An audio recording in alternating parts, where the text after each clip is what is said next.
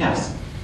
You've spoken just in terms of light and a very positive experience. Has there been any interviewees who've spoken in terms of darkness and negative?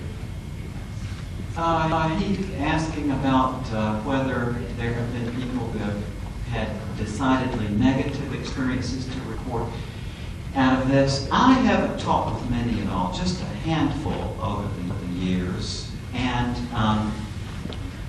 I know that Bruce Grayson has made a concerted attempt to find cases of this type.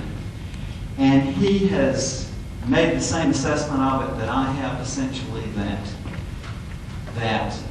these seem distinctly rare. As I recall in the Gallup survey, it was only a minute fraction of people who had experienced something like this who had terribly negative things to say. There has been one book written about alleging, a lot of these so-called hellish experiences and so on. But I have a friend, Michael Sabon, who's a cardiologist in Atlanta, who I should say, incidentally, from his religious background, is a conservative Christian, who again has made a concerted effort to check up on this and has tried very hard to get some substantiation of the claims that were made in this book for his own personal interest, but has been unable to do so. Several years ago, in a journal called the Journal of Near-Death Studies, within the last, say, 2 or 3 years, Dr. Sabon wrote a letter reporting about his lack of success in pinning this book down.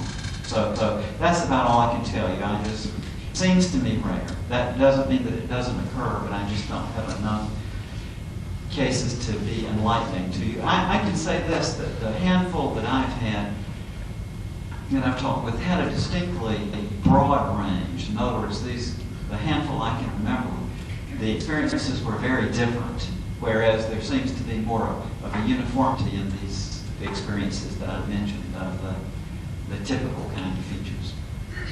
Yes? Does it seem like these people, when they come back, a message of maybe predetermined events in your life, or the path your life is going to take, almost like destiny? Do they talk about that? Does it feel like that? She is asking about whether people who come back from this generally have a sense of destiny about what's coming in their lives. One thing I often hear from them over the years is they say that when they say that they're told they have to go back, that it's not their time, that they, frustratingly to themselves, are not told what they have to do. But yeah, people come back from this as a general rule saying that they feel very strongly that their life has a purpose after this, that it's not a mission that they're assigned, but an unshakable conviction that there is a purpose in being here. Yes, ma'am. What do you think about the subject of soul travel and popular program? She asked me what I think about the subject of soul travel. I hope that I get to know a lot of you here this year, and what you will hear coming from me constantly is, I don't know. I'm very comfortable saying that if I don't know.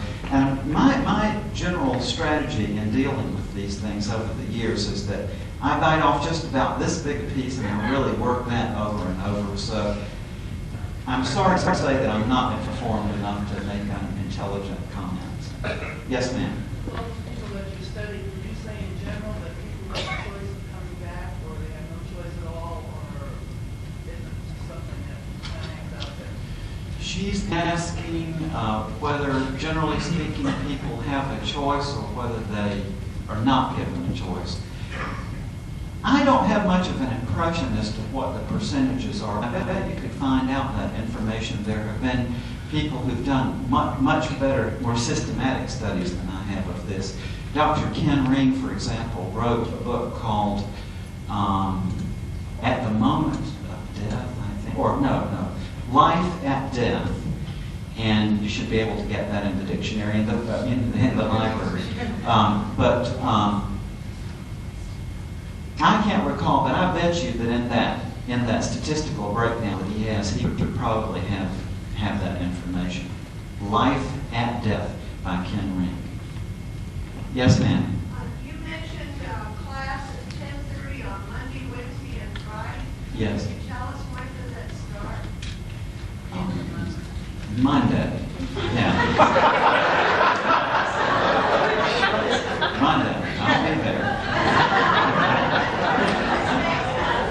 Ma'am? Next Monday? Yes, ma'am. This coming Monday. Yes, sir. Or yes, ma'am, over there. I was privileged to hear you speak in West Palm Beach several years ago at a Unity church there, and I seem to recall a story that you told about an NDE who came back and had the entity viewing the panoramic event with him, and he said something to it that made it laugh. Does that ring a bell? Yeah. And I just loved it because it Yes, I've heard that quite a number of times over the years, that people will say that this presence that they are with in these reviews definitely has a sense of humor. Yeah, and absolutely. Yeah. Yes. It sounds like the medical community itself is more accepting of this idea as things go along. So are they involved in more and more involved in the study of it? And if so, when are they going to start treating the placebo effect as something to be cultivated rather than negated and studied?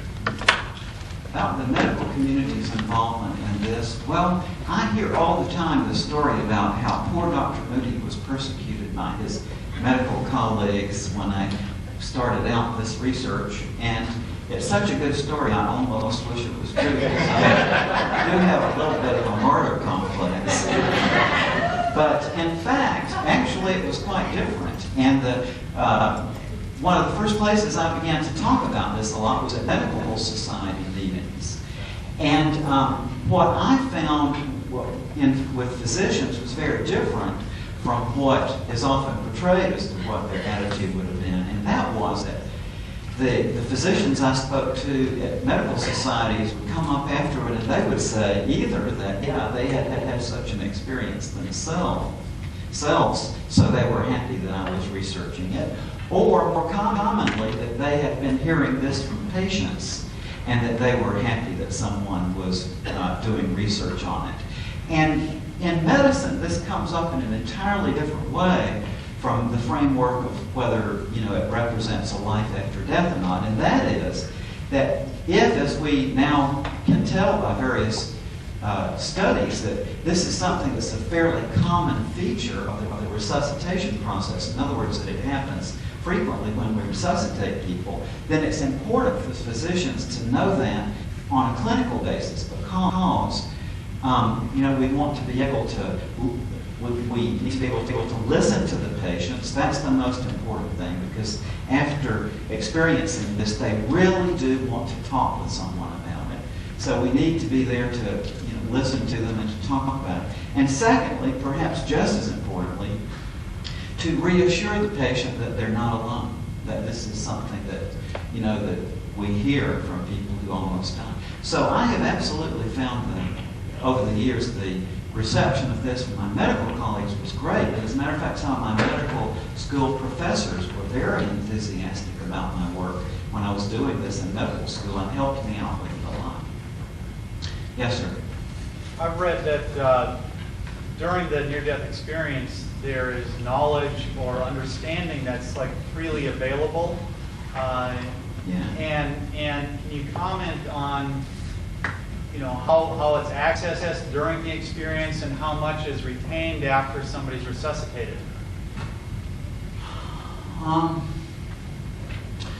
What you're asking about is something that I feel is a fairly rare, at least in terms of the ones I've talked with, and almost invariably these are people who had extremely lengthy cardiac arrest, who will tell you that at a certain phase of this, they became aware of an entire level of existence that had to do with knowledge. And that, yes, everything seems to be there instantaneously and so on. And I don't know exactly what to make of that, except to say that a number of the people over the years have told me that their perception was that they saw things in this state, which then years later they actually saw transpire.